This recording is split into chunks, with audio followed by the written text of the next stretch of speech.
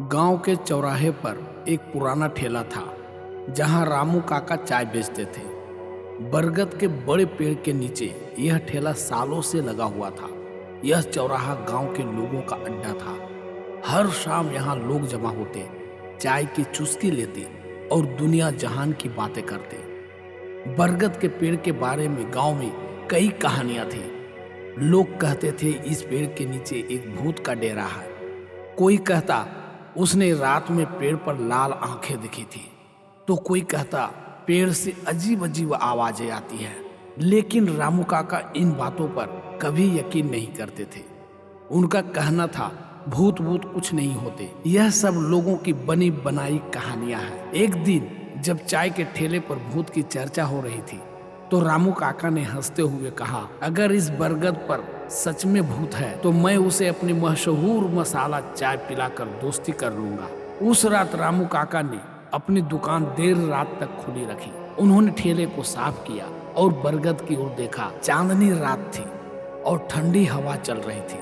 अचानक उन्हें ऐसा लगा जैसे कि किसी ने फुसफुसा कर कहा हो, चाय बन गई क्या रामू काका? रामू काका चौंक गए। उन्होंने इधर उधर देखा लेकिन कोई नहीं था। फिर वही आवाज आई, चाय बन गई क्या रामू काका? रामू काका चाय बन गई क्या? डरते डरते रामू काका ने पेड़ की ओर देखा। वहां से एक धुंधली आकृति धीरे धीरे उनकी ओर बढ़ रही थी। रामू काका का गला सूख गया। आकृति पास आकर बोली, डरो मत, मैं भूत जरूर हूँ लेकिन चाय का बड़ा शौकीन हूँ। रामू काका ने हिम्मत जुटाई और कहा, तो तुम कौन सी चाय पियोगे भूत भाई, अदरक वाली या मसाला वाली?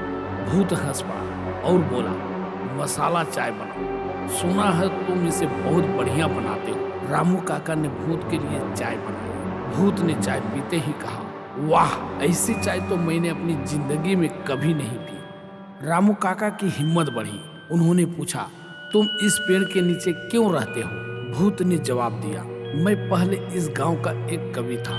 मैं इसी बरगद के पीछे कविता लिखा करता था।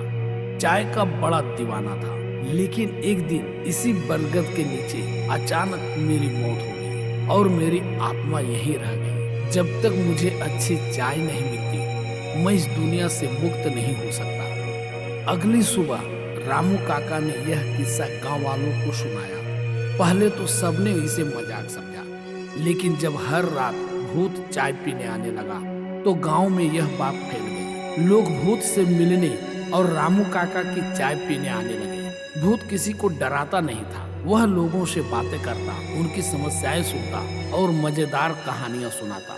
धीरे धीरे भूत और रामू काका की दोस्ती गहरी हो गई। एक दिन भूत ने कहा, रामू काका, अब समय आ गया है कि मैं इस दुनिया को अलविदा कहूँ। तुम्हारी चाय ने मेरी आत्मा को शांति दी है, लेकिन जाते जाते मैं तुम्हें एक मंत्र देते जाऊंगा। रामू काका ने पूछा, कैसा मंत्र? भूत ने कहा, मैं तुम्हें एक ऐसा मंत्र सिखाता हूँ जिससे तुम्हारी चाय दुनिया की सबसे मशहूर बन जाएगी। लोग इसे भूतिया चाय के नाम से याद रखेंगे। रामू काका ने मंत्र सीखा और अगले दिन से उनकी चाय की दुकान पर लोगों की भीड़ उमड़ने लगी। उनकी चाय वाकई इतनी स्वादिष्ट हो गई थी कि दूर दूर से लोग इसे पीने आने लगे। रामू काका के ठेले का नाम भूतिया चाय पड़ गया। तो दोस्तों, इस कहानी ने उस गांव का न केवल एक पहचान दी बल्कि यह भी सिखाया कि डर को हिम्मत में बदलकर कुछ नया और अनोखा हासिल किया जा सकता है। और सबसे बड़ी बात, कभी कभी भूत भी दोस्त बनते हैं, बस उन्हें एक कप चाय चाहिए। धन्यवाद।